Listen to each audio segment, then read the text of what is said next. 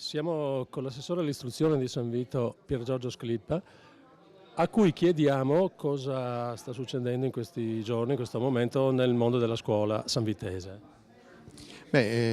Cosa sta accadendo? Siamo molto soddisfatti perché siamo riusciti anche quest'anno 2013 in situazioni di piuttosto di difficoltà, come tutti ben sappiamo, a mantenere le risorse che avevamo già stanziato nel 2012, quindi siamo riusciti a garantire alle nostre scuole. Voi sapete che abbiamo, oltre che la scuola dell'obbligo, anche due scuole superiori a San Vito che danno un servizio al territorio molto più ampio del San Vito, e siamo riusciti a garantire le risorse che avevamo già messo in bilancio nel 2012 anche nel 2013. Questo di questi tempi ci sembra una cosa molto importante.